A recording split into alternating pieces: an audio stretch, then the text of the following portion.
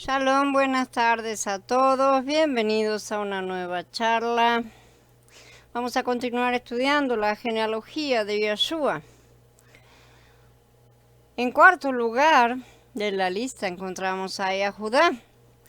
No es que estén organizadas por lugares, sino por importancia. No estoy nombrando a todos los de la lista, desde ya voy advirtiendo antes que se pregunten, pero sí los más importantes que son mencionados. Matías 1:2 dice: Jacob engendró a Judá y a sus hermanos. Rubén fue el primer hijo de Jacob. Él debería haber recibido la porción del primogénito, la cual era la primogenitura, ¿no es cierto? Esta incluye 3 elementos: la porción doble de la tierra, el sacerdocio y el reinado. Aunque Rubén era el primer hijo, perdió la primogenitura por su contaminación. Como resultado, la porción doble de la tierra le fue dada a Yosef. De los hijos de Jacob, Yosef era el más íntimo con él, aquel que era conforme a su corazón. Así representa a Mashiach. Cada uno de los dos hijos de Yosef, Menashe y Efraín, recibieron una porción de tierra, precisamente. Así que por medio de sus dos hijos, Yosef heredó 2 porciones de la buena tierra. La porción del sacerdocio de la primogenitura le fue dada a Leví. En Devarim aparecen. Yo les dejo todas las citas para que verifiquen cada cosa. Los descendientes de Leví fueron celosos de Yahweh en el asunto del becerro de oro, así que recibieron la porción sacerdotal de la primogenitura. El reinado, otra porción de la primogenitura, le fue dado a Judá. Al leer Bereshit vemos la razón de esto. Cuando Yosef pasó por los sufrimientos causados por la conspiración de sus hermanos, Judá lo cuidó. También cuidó a Benjamín cuando éste estaba sufriendo. Debido a esto, el reinado pasó a Judá. En la actualidad somos la congregación del primogénito, como dice Ibrim. Nuestra primogenitura también se compone de estos 3 elementos: la porción doble de Mashiach, el sacerdocio y el reinado. Nosotros estamos en Mashiach y podemos disfrutarlo como nuestra doble porción. También somos sacerdotes y reyes de Elohim. Sin embargo, muchos creyentes han perdido su primogenitura. Son salvos, nunca van a perecer, pero han perdido su porción extra de Mashiach. Si queremos disfrutar la porción extra de Mashiach, tenemos que guardar nuestra primogenitura. Los que venzan serán un reino de sacerdotes, como dice en Gitgalut, pero hoy en día muchos han perdido su sacerdocio porque se niegan a ser santificados. Debido a que han perdido su posición como sacerdotes que oran, les es muy difícil orar. Si queremos guardar nuestro sacerdocio, debemos ser como los levitas, olvidarnos de nuestros padres, de nuestros hermanos, de nuestros hijos, ocuparnos únicamente de los intereses de Elohim. El deseo de Elohim debe ser primero, no los deseos de nuestras familias ni las cosas del mundo. Si el deseo de Elohim ocupa el primer lugar en nuestros corazones, entonces tendremos intimidad con Él y guardaremos nuestro sacerdocio. Muchos de los creyentes también nacerán de nuevo como reyes, pero muchos más no entrarán en el reino. Cuando el Adón Yeshua regrese, los vencedores estarán con él. Serán los sacerdotes de Elohim los que reinarán juntamente con Mashiach durante el milenio. La enseñanza errónea de que todos los que aceptan a Yeshua serán reyes y sacerdotes ha hecho mucho daño a los creyentes. Todos serán salvos, pero no todos entrarán en el reino. Para cada una de estas afirmaciones hay una cita bíblica. Ibrim, en el capítulo 12, nos advierte que no debemos perder la primogenitura como lo hizo Esaú. A cambio de una sola comida, Esaú entregó la primogenitura. Después se arrepintió de haberla vendido a un precio tan bajo, pero no pudo recobrarla. Todos necesitamos estar alerta. Tenemos la debida posición para poseer la primogenitura, incluso ya la tenemos, pero al guardarla depende de si nos mantenemos apartados de lo profano y no nos contaminamos. Si somos así, sin lugar a dudas, guardaremos nuestra primogenitura. La porción extra del deleite de Mashiach, el sacerdocio y el reinado serán nuestros. Incluso hoy en día podemos disfrutar a Mashiach en medida doble. Podemos orar, gobernar y reinar. Luego, cuando el Adón Yeshua regrese, estaremos con él disfrutando de la heredad de esta tierra. Seremos sacerdotes que tienen contacto con Elohim todo el tiempo y reyes que dirigen al pueblo. Debido a que Yahudá obtuvo la porción de la primogenitura que está relacionada con el reinado, él produjo al Mashiach real, al Mashiach victorioso, sí también, porque evidente es que nuestro Adón surgió de la tribu de Yahudá, nos afirma Ibrim. Tenemos a Tamar, Fares y Serach. Yahudá procreó de Tamar a Fares y a Serach. Tamar era la mujer del primer hijo de Yahudá. Este hijo debería haber heredado la primogenitura, pero el marido de Tamar fue malo a los ojos del Adón y el Adón le quitó la vida. El Adón también mató al segundo hijo de Yahudá. Según las ordenanzas antiguas, Yahudá debía haber dispuesto que el siguiente hijo se casara con Tamar para que un hijo fuera producido, el cual pudiera heredar la primogenitura. Sin embargo, Yahudá no cumplió con su responsabilidad. En cierto sentido, Yahudá engañó a Tamar, pero Tamar no se dio por vencida. Al contrario, ella engañó a su suegro y obtuvo la primogenitura de él mismo. Más allá de si el medio usado era debido o no, Tamar hizo todo lo posible por obtener aquella primogenitura. Por este motivo, Yahudá declaró que ella es más justa que yo. La Biblia no aprueba las relaciones sexuales entre parientes cercanos, mismo siendo parientes políticos, como es este caso, si esto no es un incesto, quede claro, porque se trata del suegro y no del padre. Pero en este caso se aplica la ley tácita del Kal Vaomer, leve y pesado, donde da prioridad al asunto más importante. Para los hombres podrá ser la práctica sexual, pero a los ojos de Elohim es mucho más importante mantener vivo el nombre del hermano muerto. Podemos ver que nosotros ciertamente no pensamos con su mente. Y si en las escrituras esto no ha sido condenado, es inútil que se busquen explicaciones para satisfacer a los hombres. Es mejor aceptar la ignorancia y no hacer comentarios críticos sin conocer. Tamar fue considerada justa porque tuvo en alto valor la primogenitura. Tamar está dentro del linaje de Mashiach. Obtener la primogenitura es simplemente obtener a Mashiach. Para obtenerlo debemos estar dispuestos a andar por un camino que tal vez no parezca el mejor a los ojos de la carne. Ruth indica que Tamar es un nombre santo. En ese pasuk los ancianos dijeron: sea tu casa como la casa de Fares, el que Tamar dio a luz a Yahudá. Esto fue una bendición. Y se usaba este nombre, una bendición. Tamar es un nombre santo porque a ella no le interesaba lo pecaminoso, sino solo la primogenitura. Para nosotros en la actualidad esto significa que si queremos a Mashiach y lo buscamos, casi cualquier método, no todos los métodos obviamente, que usemos para verdaderamente asirnos a Mashiach, será el correcto. De Tamar pasamos a su hijo Fares. Tamar concibió gemelos. Sí, cuando daba a luz un niño que fue Serach, trató de salir primero, pero no tuvo éxito. Sacó la mano, la partera, la marcó con hilo de grana, lo cual indicaba que sería el primogénito. Sin embargo, Fares salió primero y llegó a ser el primogénito. Así que el primero se convirtió en el último en el primero. La partera se asombró. Esto es un buen ejemplo de cómo ganar la primogenitura. Fares heredó la primogenitura. El hombre no lo escogió, pero Elohim lo mandó, lo cual comprueba que no depende de lo mucho que pueda hacer un hombre, solo depende de la elección de Elohim. La historia de la madre nos cuenta un aspecto, el cual consiste en que debemos afanarnos por la primogenitura, haciendo todo lo posible por obtenerla. La historia del hijo nos cuenta el otro aspecto, es decir, por mucho que nos esforcemos por ganar la primogenitura, en realidad depende totalmente de la elección de Elohim y no de nuestros esfuerzos. Luego tenemos a Rahab. Ella era una ramera que vivía en Jericó, una ciudad que Elohim había maldecido por los siglos de los siglos. Aunque ella era una ramera y vivía en tal lugar, llegó a ser la abuela de Mashiach, una abuela, ¿no es cierto? Toda la población de Jericó fue destruida menos Rahab, su familia y sus bienes. Ella fue salvada porque se había vuelto a Elohim y a su pueblo. Ella se casó con Salmón, un líder del ejército de la tribu principal de Yahudá, uno de los hombres que Yahushua había enviado para que reconocieran Jericó. En aquel tiempo Salmón conoció a Rahab y en cierto sentido la salvó. Finalmente Rahab se casó con él y ellos produjeron un hombre piadoso de nombre Boaz.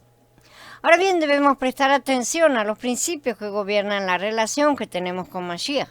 El primer principio es este: sin considerar nuestro pasado, debemos volvernos a Elohim y a su pueblo.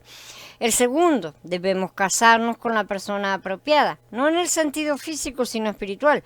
Después de habernos vuelto a Elohim y a su pueblo, tenemos que unirnos a las personas apropiadas, ser edificados con ellos y mantener una relación estrecha con ellas. Y el tercero, debemos producir el fruto adecuado. Entonces experimentaremos la plenitud de la porción de la primogenitura del Mashiach. Luego tenemos a Boaz y Ruth.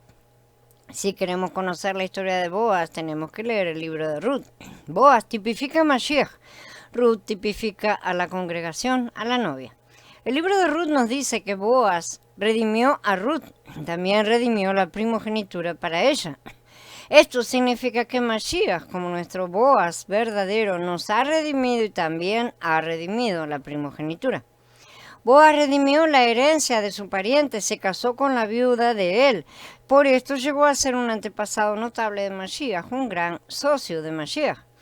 Ruth era la nuera de Noemí. Al leer esta historia vemos que Ruth y Noemí habían perdido el deleite de la primogenitura, pero conforme a lo ordenado por Elohim, había una manera de restaurarla, de redimirla, aunque otra persona tenía que hacerlo. El principio es igual en la vida de congregación hoy en día. Nosotros tenemos a nuestro Goeldán, nuestro pariente de sangre, para que nos redima, que es Yeshua. Pero nosotros, como parte de su cuerpo, también somos llamados a redimir a muchos a través de llevarles las buenas nuevas y ayudarlos a ser injertados en la vida verdadera. Los incrédulos han pedido la primogenitura, pero los creyentes tienen el deber de redimirlos. Ruth era, sin lugar a dudas, una mujer virtuosa, pero tenía una gran carencia. Aunque ella misma no participó en el incesto, ese fue su origen. Ruth pertenecía a la tribu de Moab. Moab era hijo de Lot, ¿sí? El fruto de la unión incestuosa que Lot tuvo con su hija. Según Devarim 23:3, los moabitas no podían entrar en la congregación de Yahweh ni hasta la 10ª generación. Por esto Ruth era una persona excluida. Sin embargo, el Adón la aceptó. Ella llegó a ser una persona que participó en el deleite del Mashiach. Aunque a Ruth, como moabita, no se le permitía entrar en la congregación de Yahweh, buscaba a Elohim y a su pueblo. Esto revela un principio muy prevaleciente: no importa quiénes somos o de dónde venimos, si buscamos a Elohim con todo nuestro corazón y a su pueblo, estamos en condiciones de ser aceptados en la primogenitura de Mashiach. Ruth se casó con Boaz, un hombre piadoso entre el pueblo de Elohim, y de ellos nació Obed, el abuelo del rey David. Ruth se casó con Boaz, ¿sí? Boaz llegó a ser uno de los grandes antepasados. En un sentido espiritual, disfrutaba de la porción más grande y más rica de Mashiach. En la vida de congregación, hoy necesitamos a varias personas que puedan ser como Boaz. El libro de Ruth nos dice que hubo otro pariente más cercano que él, pero aquel hombre era egoísta, solo se ocupaba de su propia primogenitura. Tenía miedo de ocuparse de la primogenitura de otro, no sea que dañara la suya. Esta es exactamente la situación actual de muchos. Algunos hermanos deben ocuparse de la pobre Ruth, pero son egoístas en el deleite espiritual que tienen de Mashiach.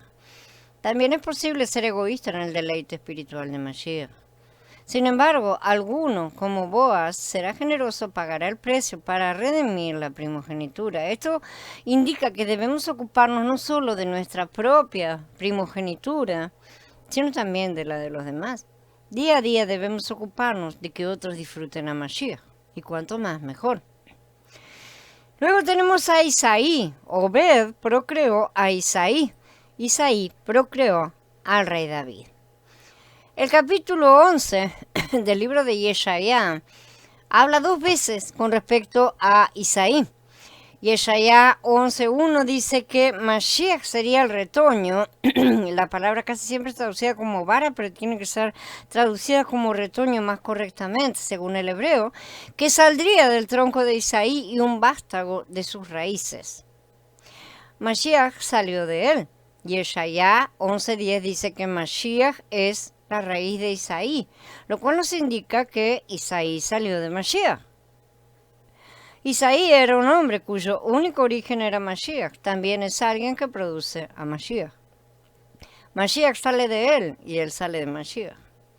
Mashiach era su vástago y también su raíz. Necesitamos recibir luz del Adón para entender estas cosas. ¿Qué constituye a un Isaí? Es una persona que produce a Mashiach. Extiende a Mashiach al ser arraigado en él. Cuando extendemos a Mashiach, no debemos olvidar que Mashiach no es solo nuestra raíz, sino también debe ser nuestro vástago. Si estamos en Mashiach y llevamos las buenas nuevas a otros, produciremos discípulos, vástagos de Mashiach. Mashiach se extiende a partir de nosotros y nosotros salimos de Mashiach. Mashiach es nuestro origen y Él es también nuestro producto, lo cual significa que somos uno con Mashiach, estamos estrechamente relacionados con Él. Estamos en Él, Él está en nosotros. Él sale de nosotros y somos arraigados en Él. Así la persona es la persona que disfruta la primogenitura de Mashiach. David era el 8º hijo de su padre, el menor. Esto es muy significativo en las Escrituras. El número 8 significa la resurrección, el nuevo comienzo. El 8º día es el primer día de la segunda semana. Por eso significa algo nuevo, algo en resurrección. Cuando Shemuel fue a ungir al rey del pueblo de Elohim, Isaí le presentó 7 de sus hijos. Shemuel los miró y dijo: Yahweh no ha elegido a estos. Cuando Shemuel se enteró de que había otro, el 8º, que era David, envió por él y lo ungió. David fue el último de las generaciones de los patriarcas, es decir, 14 generaciones. Fue la conclusión de la sección de los patriarcas en la genealogía de Mashiach. También fue el primero entre las generaciones de los reyes. En esta genealogía solo a David se lo llama el rey, ¿sí? Porque el reino y el reinado fueron traídos por medio de él. Él fue la conclusión de una sección al comienzo de la segunda. En él está la marca divisoria de 2 edades. Él era el fin de una, el comienzo de la otra, porque él experimentaba mucho el deleite de Mashiach. Si queremos disfrutar a Mashiach en abundancia, será necesario que a menudo seamos el fin de una situación y el comienzo de otra. Sin embargo, muchos de los creyentes no pueden ser ni el fin ni el comienzo. Resulta que no son nada. En la vida de congregación necesitamos a unos que puedan ser como David, algunos que son fuertes y que pueden terminar algunas situaciones y dar comienzo a otras. Necesitamos a alguien que pueda concluir la generación de los patriarcas e iniciar la generación de los reyes. Debemos ser fuertes, debemos ser el 8º hijo, o sea, debemos ser un David. David era un varón conforme al corazón de Elohim. Elohim mismo dijo a Saúl que iba a reemplazarlo por otro porque había encontrado un varón conforme a su corazón. David en toda su vida no hizo bastantes cosas malas, ¿no es cierto? Pero la peor de todas ciertamente fue el asesinato de Urías. En un solo acto él cometió 2 pecados graves a los ojos de los hombres, asesinato y adulterio. Elohim mismo condenó estas cosas. Las Escrituras dicen que David hizo lo recto, sin embargo, ante los ojos de Yahweh todos los días de su vida, salvo en este punto. Después de que David había cometido los pecados, el profeta de adulterio, ¿no es cierto?, y asesinato, el profeta Natán, enviado por Elohim para censurarlo, lo reprendió. David se arrepintió, Elohim lo perdonó. Hubo arrepentimiento y hubo perdón. Acá tenemos el conjunto 3 asuntos: la transgresión, el arrepentimiento y el perdón. Poniéndolos juntos tenemos un resultado, Shlomo. el que edificó el templo de Elohim. Shlomo no es el producto de la transgresión y el arrepentimiento solamente, sino de estos más el perdón de Elohim. La congregación siempre es edificada por esta clase de persona, por Shlomo, quien es el producto de la transgresión, arrepentimiento del hombre, más el perdón de Elohim. Después de que David recibió el perdón y el gozo de su salvación fue restaurado, oró por Sión, por la edificación de los muros de Jerusalén, por el fortalecimiento de su reino, en el mismo 51. Finalmente, como resultado de que Elohim perdonara a David, le dio un hijo que había de construir el templo de Elohim para que la presencia de Elohim fuera el centro de la ciudad de Jerusalén. Shlomo es un tipo de Mashiach, pero como individuo comenzó muy bien, pidiendo sabiduría para gobernar al pueblo, cosa que Elohim le concedió y mucho más, pero terminó desviándose detrás de su lujuria por causa de sus muchas esposas y concubinas que lo llevaron a adorar a muchos otros ídolos. Aunque Shlomo edificó el primer templo y fue uno grandioso, aceptado por Elohim, quien lo llenó de su gloria, este no fue el verdadero templo. El propio Mashiach dice estas cosas en Matías en el capítulo 12. Mashiach es mayor y es más sabio que el más sabio de los hombres, y él es quien está levantando el verdadero templo de Elohim, uno no hecho por manos humanas. Ahora continuamos con Roboam, hijo de Shlomo. En Roboam, el reino de David fue dividido. De las 12 tribus, una fue reservada por amor a David, es decir, por Mashiach. El reino que pertenecía a la casa de David lo necesitaba Mashiach porque él tenía que nacer como heredero del trono de David. Si todo el reino se hubiera disuelto, nada habría quedado para que Mashiach naciese como el heredero real de David. Por lo tanto, Elohim preservó una de las tribus por amor a David. Aparentemente era preservada para David, en realidad fue guardada para Mashiach, el hijo de David. Luego tenemos a Joram, que engendra a Usías. Estos son algunos casos para estudio. Matías dice eso, Joram engendró a Usías. Si comparamos este relato con Divrei Hayamim Aleph 3, 11 y 12, dice, ¿de quién fue hijo Joram, cuyo hijo fue Ocosías, hijo del cual fue Joás, del cual fue hijo Amasías, cuyo hijo fue Azarías? Matías omitió 3 generaciones mencionadas en Divrei Hayamim Aleph: Ocosías, Joás y Amasías. Esto debe ser el resultado de que Joram se hubiera casado con la hija de Ahab y Jezabel, un matrimonio maligno que corrompió a sus descendientes. Ellos engendraron una hija y Joram, uno de los reyes de Judá, se casó con ella. Esta mujer enseñó a Joram a adorar a los ídolos, a entrar en unión con ellos. De este modo su familia se corrompió. Según Shemot 25, 3 generaciones de los descendientes de Joram fueron cortadas del linaje de Mashiach. Shemot 25 dice que todo el que abandone a Elohim y se incline a los ídolos se corromperá y sufrirá la maldición de Elohim hasta la 3ª y 4ª generación. Por lo tanto, 3 generaciones del rey Joram fueron cortadas de la genealogía de Mashiach. De esto debemos aprender. Si queremos asociarnos con Mashiach, nunca debemos involucrarnos en lo relacionado con los ídolos. Elohim es celoso y nunca tolerará la idolatría. Luego tenemos el caso en que dice en el Pasuk 11 de Matías, Josías engendró a Jeconías.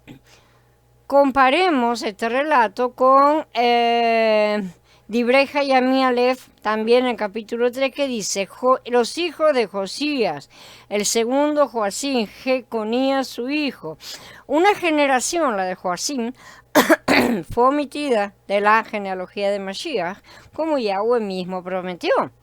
Por tanto, así ha dicho Yahweh acerca de Joacim, rey de Yahudá, no tendrá quien se siente sobre el trono de David, y su cuerpo será echado al calor del día y al hielo de la noche. Profecía en Irmías 36.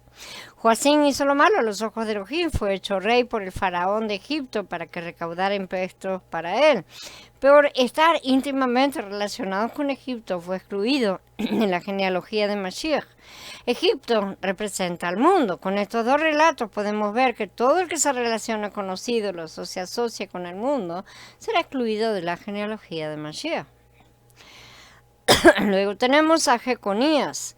No fue contado como rey en esta genealogía porque nació durante el cautiverio, fue un cautivo, ¿sí? Joaquín es Jeconías. Según la profecía de Jeremías, ninguno de los descendientes de Jeconías heredaría el trono de David. ¿Acaso es este hombre Conías una olla despreciable y rota, una vasija que nadie quiere? ¿Por qué han sido arrojados él y sus descendientes y echados a una tierra que no conocían? Oh tierra, tierra, tierra, escucha la palabra de Yahweh. Así ha dicho Yahweh, inscriban a este hombre como uno privado de sucesión, un hombre que nunca será hallado aceptable, porque ningún hombre de su descendencia será aceptado para sentarse en el trono de David y gobernar de nuevo en Yahudá.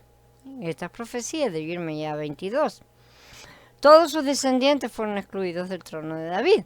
Si Mashiach hubiera sido un descendiente directo de Jeconías, no habría tenido derecho al trono de David entonces.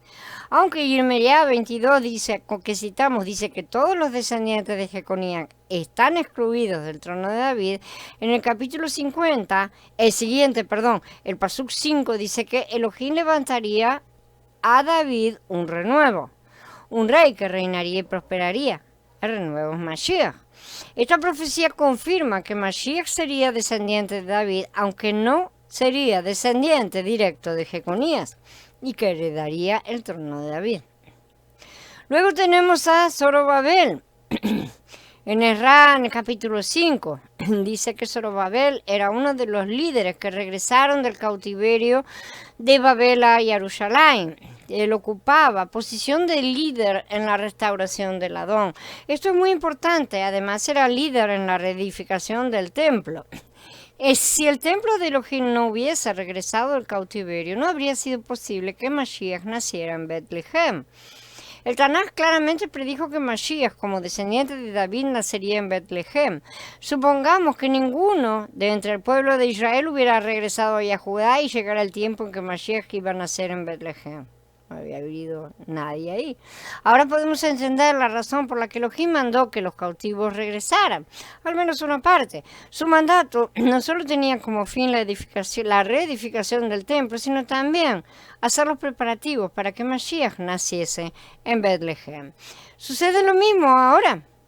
Algunos preguntarán, ¿cuál es la diferencia entre quedarse en Babel y salir de ella? No viene a ser lo mismo con tal que adoremos a Elohim. Pero Elohim ha determinado que solo será adorado en el lugar en que Él coloque su nombre, dice Devarim. Hoy Él habita en un templo que la doña Yeshua está levantando, uno no hecho con manos humanas, un templo vivo que es su cuerpo, y su cuerpo ha sido llamado a salir de Babel. Oí otra voz del cielo que decía, salgan de ella, pueblo mío, para que no participen de sus pecados y para que no reciban de sus plagas. Jacob engendra a Yosef. La genealogía presentada en Matías dice Jacob engendró a Yosef. Estamos hablando del padre adoptivo de Yeshua. Lucas, sin embargo, dice Yosef, hijo de Elí. ¿De quién era hijo Yosef entonces? Yosef era el yerno de Elí, quien era el padre de Miriam. Según algunas teorías, hay diferentes teorías para todos los gustos, algunas más aceptables que otras.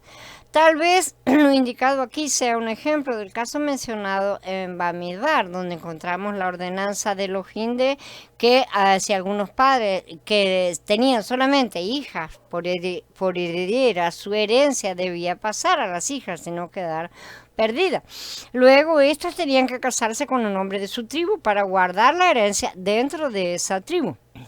Ahora vemos que no simplemente nos cuenta de ciertas reglas, sino que está relacionado con Mashiach, porque una hija, la Virgen, dio a luz a Mashiach, y por ella fue narrado el caso de Bamidbar. Creemos que los padres de Miriam no tenían hijos y por lo tanto, hijos varones. Por lo tanto, ella recibió la herencia de sus padres, se casó con Yosef, un varón de su tribu, la tribu de Judá. Hasta la regla mencionada en Bamidbar 27 y 36 está ligada a la genealogía de Mashiach. Todas las escrituras, directa o indirectamente, cuentan la historia del Mashiach. Ahora, la genealogía no dice Yosef engendró a Yeshua, como se refiere a las personas anteriores, sino Yosef, marido de Miriam, de la cual nació Yeshua. Yeshua nació de Miriam, no de Yosef, porque fue profetizado que de la mujer Mashiach sería simiente, que de una virgen nacería. Mashiach no sería de Yosef, porque habría heredado el linaje espiritual paterno, es decir, el adámico, y habría nacido con la raíz de pecado en él. Además, Yosef era descendiente de Jeconías, a cuyos descendientes no se les permitió que heredaran el trono. Si Mashiach hubiera sido engendrado por Yosef, había sido excluido del trono de David. No obstante, Miriam, siendo virgen y descendiente de David, era la persona de quien Mashiach debía nacer. El matrimonio de Yosef y Miriam relacionó a Yosef con Mashiach y unió en un solo linaje las dos líneas genealógicas de Mashiach, produciéndolo hacia él. Yo les voy a dejar un diagrama, después lo ven en el post, ¿no es cierto?, donde está muy simple esta línea y cómo cuando llegamos a David se divide en dos linajes, ¿sí? Acá tenemos un linaje que empieza desde Elohim, Adán, Abraham, Isaac, Jacob, Judá, Isaí, David, ¿sí? Y sigue por dos líneas, la de Natán y la de Shlomo, y nuevamente se unen finalizando en Yeshua. El primer nombre es Elohim, el último es Yeshua. Va de Elohim a Adán y así va pasando, ¿no es cierto?, hasta llegar a David. Después de David vemos estos dos linajes. El primero de los cuales va de Natán a Miriam, Natán, Elí y Miriam. El segundo, sí, es de Shlomo a Yosef. Finalmente, bajo la soberanía de Elohim, estas dos líneas se unen con el matrimonio de Miriam y Yosef para producir a Yeshua. Todos los matrimonios están bajo la soberanía de Elohim, especialmente los matrimonios relacionados con Mashiach. La genealogía seguía una línea de Elohim a David y la genealogía que seguía una línea de Elohim a David a Yeshua eran dos. No obstante, las dos líneas fueron unidas mediante el matrimonio de Yosef y Miriam. Aquel Yeshua producido por medio de Miriam cumple las siguientes profecías: la que trata de la simiente de la mujer, la de la virgen que produciría un hijo, la de la simiente de Abraham que traería bendición a todas las naciones, la que trata de Isaac y Jacob, la cual es la misma profecía dicha a Abraham y repetida, la que fue proclamada a Judá con respecto a que la tribu real procedería de él, la profecía declarada a David. Aquí tienen todas las citas para verificar todo. Aunque el nacimiento de Yeshua cumplió muchas profecías halladas en el Tanaj, él no era descendiente de Jeconías. Aparentemente los descendientes de Jeconías permanecían en el linaje real, pero bajo la soberanía de Elohim, Miriam se casó con Yosef, descendiente de Jeconías, quien parecía estar dentro de esa línea. Parecía que Yeshua era descendiente de Jeconías, pero él fue borrado, él fue cortado, ¿sí? Él era descendiente de David. Solo Elohim puede disponer las cosas así. Alabémoslo. Entonces, aunque para muchos parezca discutible, Yahweh cuenta según sus propias reglas. Él es el que decide. Si él dice que alguien no será contado, no lo será. Acá tenemos 3 grupos de 14 generaciones. Estas 3 partes corresponden a las 3 eras: la era de Pesach, la era de Shavuot y la era de Sukkot. Bien, habiendo terminado la charla, vamos a reunirnos en breve para hablar un poco acerca de estas cosas. Shalom a todos, hermanos, bendecida tarde.